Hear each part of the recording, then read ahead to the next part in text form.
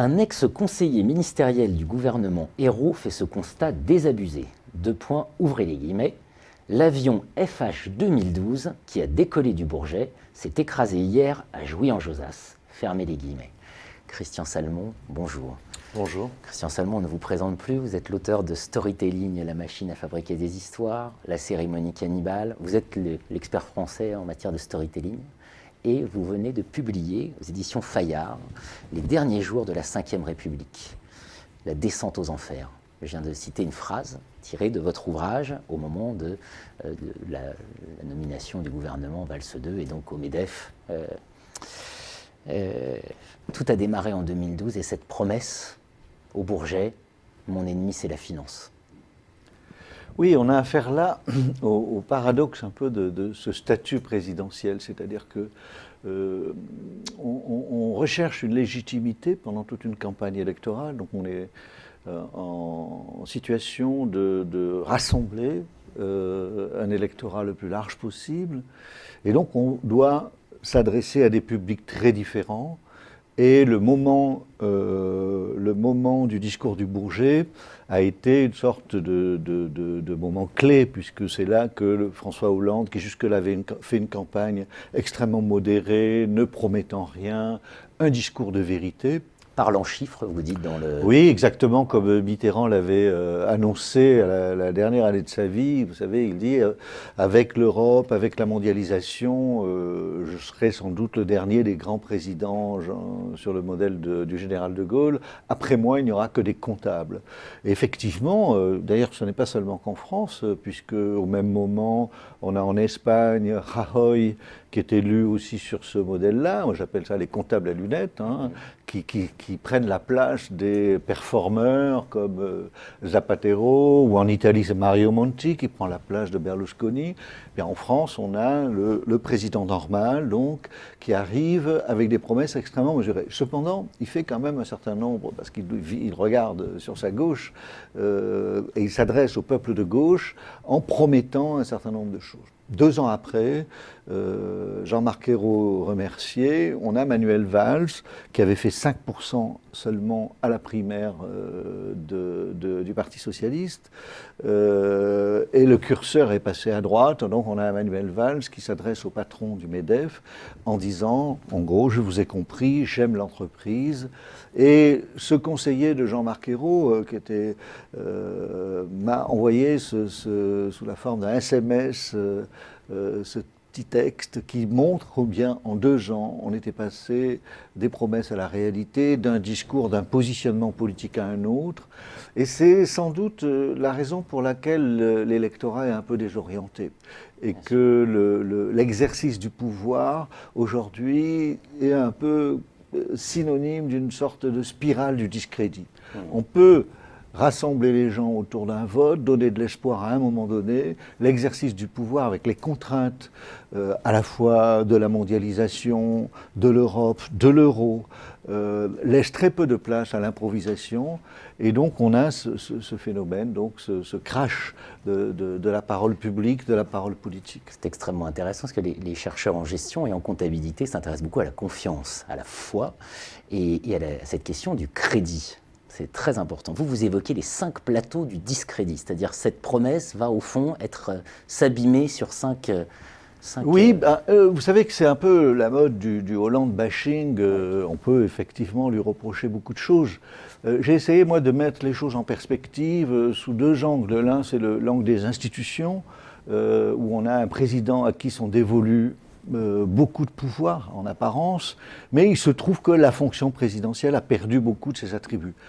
François Mitterrand, encore lui, mais c'est un autre Mitterrand, celui du coup d'État permanent, donc des années 60, disait à propos du président, de l'ex-président du Conseil, de la fonction, on assiste à une sorte de striptease au cours duquel le président du Conseil se débarrasse de ses attributions au profit du président de la République. Bien, des années après, c'est un peu le même striptease qui se reproduit, mais au niveau présidentiel. C'est-à-dire que la fonction présidentielle s'est dévêtue à abandonner des attributions très importantes de la souveraineté, le contrôle du territoire, la politique monétaire, la banque centrale, la création monétaire, etc. Donc on a des présidents qui sont un petit peu dévalués, circonstances aggravantes, on a une hyper-médiatisation de la fonction présidentielle, l'élection du président devient un moment clé qui surdétermine la stratégie de tous les acteurs politiques. Et donc les médias fonctionnent comme une loupe. Plus les hommes politiques apparaissent à la télévision, plus ils sont transparents, plus leur impuissance apparaît. Alors j'en détaille le chemin de croix, de la fonction présidentielle. Trahison des images. Dans le cas de François Hollande, voilà, c'est les 5 plateaux du discrédit. C'est-à-dire que c'est un petit peu comme un jeu vidéo. Là, c'est un autre modèle que celui de la narration et du récit. On a l'homme politique qui traverse un certain nombre de plateaux. Il a des points de vie au départ, et ces points de vie dégringolent. Il ne faut pas qu'il les perde tous, parce que sinon il est sorti du jeu. Alors le premier plateau, c'est le plus apparent, hein, c'est le plateau de la bataille du langage. Hein, c'est-à-dire que dès les premières déclarations publiques de François Hollande, on a vu qu'il ne s'approprie, il n'avait pas un langage propre. C'est-à-dire qu'il a commencé à parler de coût du travail, c'est-à-dire tous les fondamentaux, je dirais même pas d'un discours néolibéral, mais d'un discours de droite, sont passés dans le langage, un peu comme, vous savez, dans l'anthropologie, ce qu'on appelle l'acculturation. C'est-à-dire comme s'il n'y avait pas un lexique propre. Et vous savez, Freud disait, quand on perd, on n'a pas son propre langage, ben on ne peut pas changer les choses. Donc on vous impose un certain nombre de surdéterminants à travers le langage. La deuxième bataille que François Hollande a perdue, c'est la bataille du récit. Rappelez-vous, dès le mois de septembre, après s'être réjoui de ne plus avoir le storytelling permanent de Nicolas Sarkozy, les commentateurs ont commencé à dire « mais il manque un récit, il faudra un grand récit du changement, etc. » Donc il est vrai que le récit s'est limité, comme le rappelle Cécile Duflot dans l'interview que j'ai faite avec elle dans le livre, 3% et 50 milliards d'économies, ça ne fait pas un récit. Hein. Donc c'est le deuxième point. Troisième point, c'est un point très important, c'est les images. C'est-à-dire que quand ce que j'appelle la trahison des images, alors rappelez-vous la rue du Cirque, la cravate de travers, lorsqu'on prétend aujourd'hui être normal, c'est-à-dire ne pas penser la médiasphère comme un système contraignant avec ses lois, eh bien les images vous sont imposées, comme le langage, comme les récits. Et donc on a ce paradoxe, c'est-à-dire qu'on critiquait beaucoup Nicolas Sarkozy lorsqu'il a présenté Carla Bruni aux Français à Euro Disney. Ça a d'ailleurs été la meilleure attachée de presse de mon livre sur le storytelling à l'époque. C'est là qu'on s'est mis à parler vraiment du storytelling. Eh bien, le scooter avec le casque intégral de François Hollande, c'est aussi un facteur terrible. C'est-à-dire quand on ne contrôle pas l'image, ce sont les autres qui imposent leurs images, l'image qu'ils ont de vous. Les deux derniers points, très rapidement, le plus évident, pour un comptable, c'est le démenti des chiffres. C'est-à-dire que la fameuse courbe, l'inversion des courbes. Voilà, l'inversion de la courbe du chômage, évidemment, qui a été constamment démentie par les chiffres mois après mois, ça contribue au discrédit de la parole publique. La bataille, à mon sens, la plus grave qu'ait perdue François Hollande, c'est la bataille des valeurs. C'est-à-dire qu'il a quand même été élu, rappelez-vous, l'anaphore du débat présidentiel, pour apporter une certaine probité de la fonction présidentielle, une probité aussi dans le comportement. L'affaire Cahuzac, par exemple. L'affaire Cahuzac. Alors l'affaire Cahuzac, arrêtons-nous une seconde, c'était absolument terrible parce que c'est non seulement un homme politique, un ministre très important qui ment devant l'Assemblée nationale, mais il se trouve que c'est le ministre du budget, c'est-à-dire en quelque sorte le détenteur de la signature de l'État.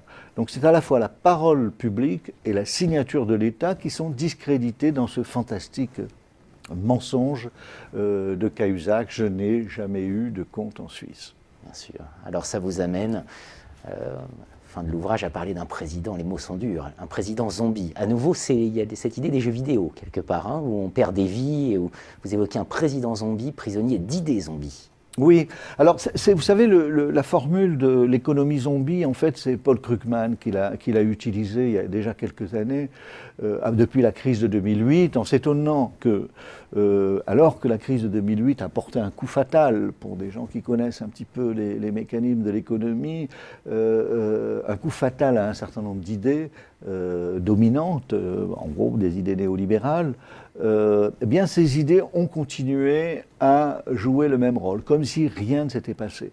Donc il dit, c'est un petit peu comme dans le mécanisme des zombies, c'est-à-dire que les zombies, vous pouvez les retirer dessus, ils continuent à exister. Alors pourquoi je parle du président zombie? C'est parce que quand on a atteint, après ces 5 plateaux du discrédit, un degré d'impopularité, eh bien qu'est-ce qui vous rend immortel dans la perspective du jeu vidéo? Ce sont les institutions de la Ve République, qui, quoi qu'il arrive, à moins d'une grave crise qui contraigne le président au départ, mais aucune élection ne peut remettre en cause la durée de son mandat. Donc il se survit à lui-même, en quelque sorte, quelle que soit son impopularité, quels que soient les résultats de sa politique, quelle que soit la situation de l'économie, et on a une sorte de paralysie du système avec des hommes politiques qui survivent, qui attendent, d'où l'impression de campagne électorale permanente, c'est-à-dire qu'il y a dans ce surplace temporel, eh bien, toutes les tactiques s'agitent dans tous les sens pour savoir qui va le remplacer, et c'est le mécanisme de la primaire permanente, parce que la primaire, ça n'est absolument pas un processus électoral momentané. La primaire occupe tous les esprits. L'effet Smith, ouais. Voilà, c'est ce que j'appelle l'effet Smith de la primaire, c'est-à-dire, vous savez, l'agent Smith a ce pouvoir de transformer tous ses ennemis dans la matrice en copie de lui-même. Et donc on a une sorte de prolifération des candidats virtuels, ce qui fait qu'à peine François Hollande élu, on a vu surgir, non pas sur des logiques de représentativité, par exemple dans les élections, ni de compétences, mais simplement sur la base de la notoriété que donnent les primaires, c'est-à-dire je pense à Valls-Montebourg, Jean-Marc Ayrault a été déstabilisé dès le début par Monsieur 17%, Arnaud Montebourg rappelant sans arrêt qu'il est le 3e homme de la présidentielle, que sans lui, François Hollande. Donc on voit bien que le statut présidentiel qui est en surplomb un petit peu de toute la machine politique est tombé et qu'on a un président qui n'est plus seul, comme là la figure, vous savez, un homme à la rencontre d'un peuple, mais au contraire une sorte d'attroupement autour de la fonction présidentielle, devant jouer à droite comme à gauche pour essayer de maintenir sa marge de manœuvre. Christian Salmon, les derniers jours de la Ve République, évidemment on pense à une éventuelle 6e. Dans les pages de votre ouvrage, c'est le fruit d'un travail d'enquête très approfondi, on ne l'a peut-être pas assez dit, et vous évoquez le fait qu'au fond, on a commencé à la pratiquer, cette 6e République, à l'intérieur même de la 5e, quand vous évoquez le pacte Montebourg-Valls et la manière dont va se faire une alliance qui va se défaire ensuite. Vous évoquez cette idée qu'on la pratique presque déjà. C'est-à-dire que, de fait, quand j'écris les derniers jours de la Ve République, je ne fais pas un pronostic, une prévision. Je pense qu'on est déjà dans l'au-delà de la Ve République, même si ça n'était pas encore traduit dans la Constitution.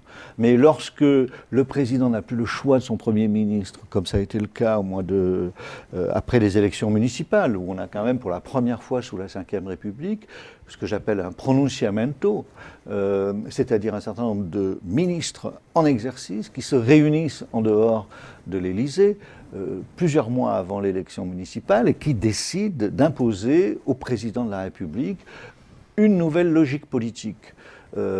C'est-à-dire Arnaud Montebourg, Manuel Valls, Hervé Hamon, qui n'est pas Hervé, c'est Benoît Hamon, pardon, à l'aide et avec l'appui d'Aquilino Morel à l'Élysée. De la même manière, 6 mois plus tard, lorsque nouveau remaniement et coup de théâtre, Manuel Valls décide de se séparer de ses conjurés dans ce que j'appelle alors le 18 Brumaire de Manuel Valls, on a, là c'est encore pire, un Premier ministre qui décide de démissionner, de se renommer en quelque sorte, en formant un nouveau gouvernement. Bon, ça c'est un exemple. Il y a également le rapport entre l'exécutif et le législatif avec les frondeurs, c'est-à-dire que la notion de majorité présidentielle qui assurait une stabilité au fonctionnement dysfonctionne. Et donc tous les fondamentaux en fait de la Ve République ne fonctionnent plus. Donc on a constamment des logiques dictées en général par les échéances électorales, c'est-à-dire que c'est un des effets du quinquennat et de l'inversion du calendrier, c'est qu'avant la législative était, comme les élections de mid-term aux États-Unis, le moment d'envoyer un message et éventuellement de réorienter la politique. Là, n'importe quelle élection locale joue le rôle des législatives. Les municipales, l'année prochaine les régionales ou les départementales même, vont être des moments où l'électorat va s'emparer de ces élections qui n'ont pas pour enjeu de réorienter la politique, mais s'empare et instrumentalise ces élections pour lancer un message. Donc nous sommes au-delà de la Ve, dans un régime un peu d'entre-deux. Vous savez, c'est Gramsci qui disait il y a un moment où... l'ancien monde peine à mourir. Et voilà, le vieux n'est pas encore mort, le neuf tarde. Et dans ce moment-là, les phénomènes morbides se multiplient. Et je crois que c'est un peu ce qui se passe en ce moment et qui est un peu désespérant quand même. Pour conclure, Christian Salmon, le premier phénomène morbide, c'est l'impossibilité d'en finir avec ce modèle de banque universelle dont vous nous retracez une réunion dans les pages de votre ouvrage. Ça fait partie de... la réunion à laquelle vous faites allusion, oui, c'est un indice, juste un symptôme du décalage et du discrédit des hommes politiques. Il s'agit d'une réunion au cours de laquelle le ministre de l'économie se félicite que le lobby bancaire et le directeur du Trésor aient su préserver le modèle de banque universelle, alors que le programme du président, dont le ministre de l'économie détient l'autorité, était justement de séparer les activités de dépôt et de spéculation. Voilà, donc c'est un symptôme aussi de ce dysfonctionnement généralisé. Mais il y en a d'autres, la montée de l'extrême droite, le populisme, l'hypermédiatisation, la désorganisation générale de la scène politique qui est désinvestie et discréditée à la fois. Un ouvrage d'un anthropologue presque ces derniers jours de la Ve République. En tout cas, j'ai essayé de le faire comme ça, non pas comme un journaliste, vous savez, ces livres qui prolifèrent, dans lesquels on révèle les secrets, non pas d'alcôve, mais de coulisses. Moi, j'ai essayé de comprendre un petit peu, c'est la raison pour laquelle je suis descendu sur le terrain, par rapport à mes livres précédents, pour essayer de comprendre comment ces gens fonctionnent, comment la perte de pouvoir, le fait que quand on est dans un ministère, quand on est à l'Élysée, on conserve tous les attributs du pouvoir apparent, mais en vérité les choses se passent ailleurs. Tous les hommes politiques vous disent ça, on est désemparés. On ne peut que faire des déclarations devant les médias. Les médias jouent le rôle un peu d'une loupe sous laquelle l'impuissance apparaît de plus en plus évidente. Donc d'un côté, on a des pouvoirs invisibles à Bruxelles, dans les agences de notation, sur le plan militaire, les alliances internationales, la souveraineté du chef de l'État, l'homme qui détenait le code nucléaire est de plus en plus contesté. Donc d'un côté, des pouvoirs invisibles, et de l'autre côté, on a des visages impuissants. C'est un petit peu ce paradoxe qui est significatif de cette époque, je trouve. Un voyage passionnant au cœur de ce paradoxe. Christian Salmon, les derniers jours de la Ve République. Merci de votre Merci à vous.